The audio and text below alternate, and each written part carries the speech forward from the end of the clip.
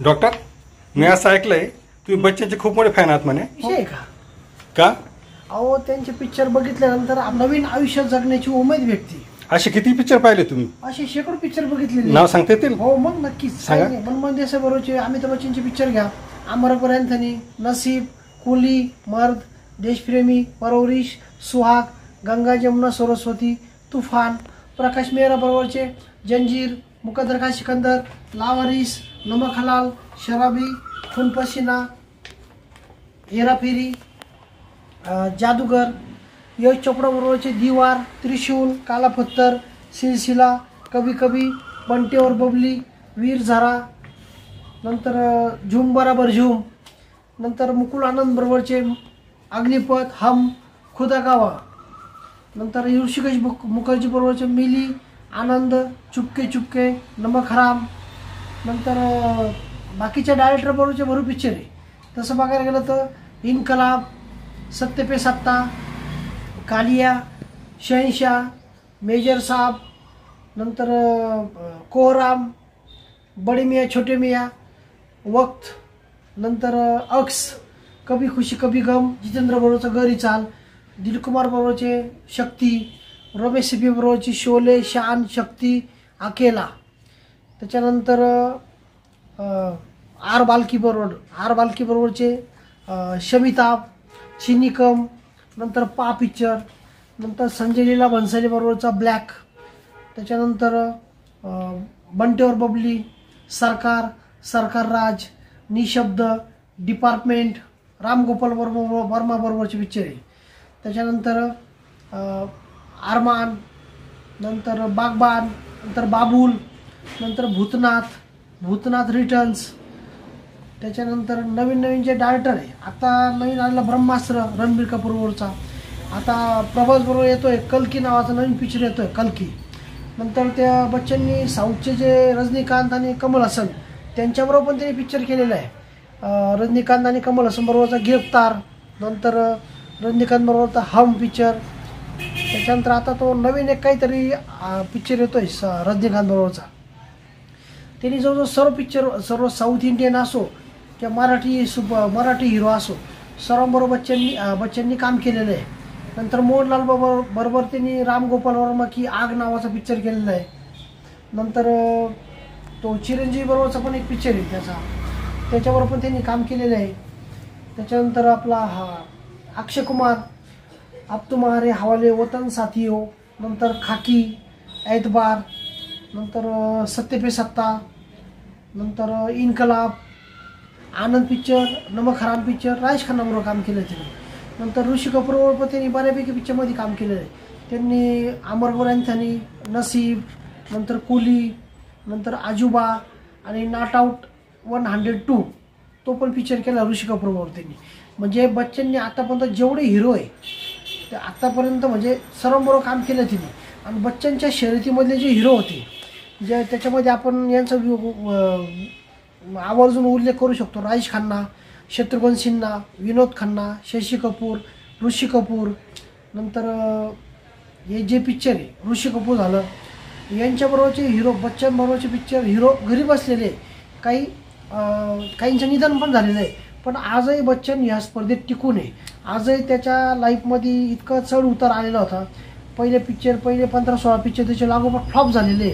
म्हणजे अपयश आलेलं होतं त्यांना 18 पिक्चरला.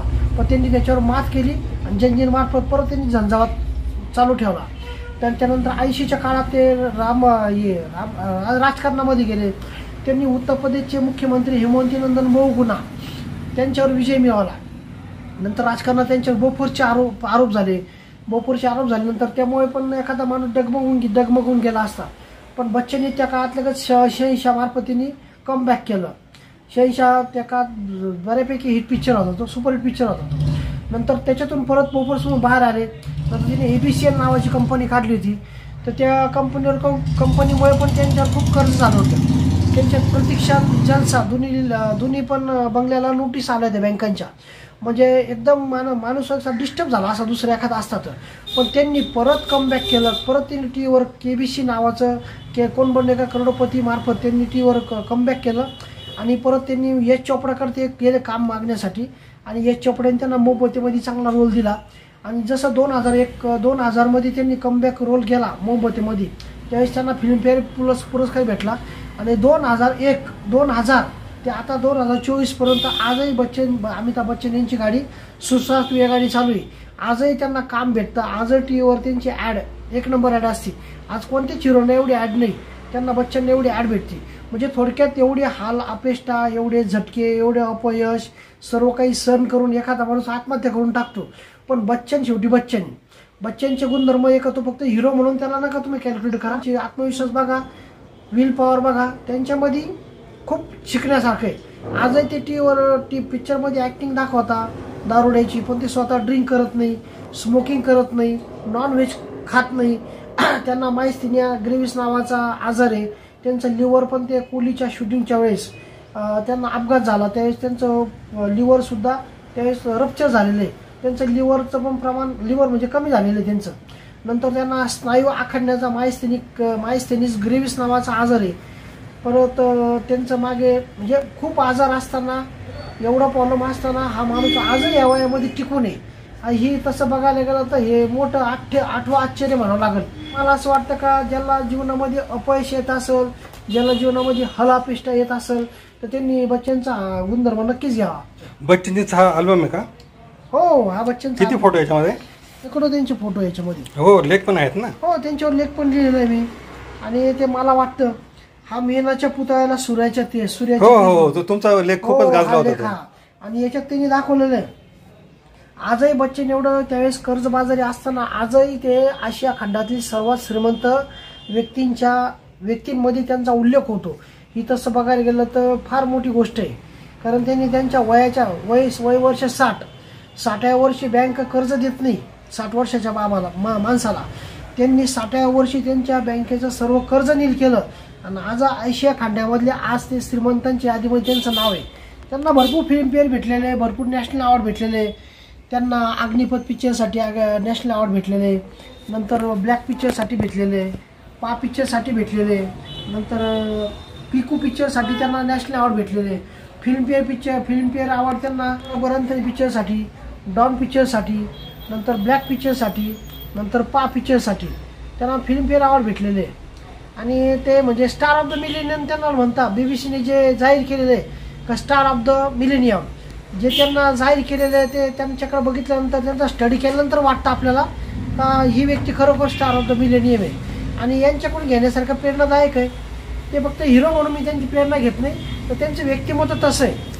पण त्यांच्याविषयी तुमचा अभ्यास जो आहे तो खूपच गाढ आहे. हो, पण प्रत्यक्षात त्यांची आणि तुमची भेट झाली आहे कधी? नाही, अजून भेट नाही झाली. कधी नशिबात भेट झाली तर भेट होऊ शकते.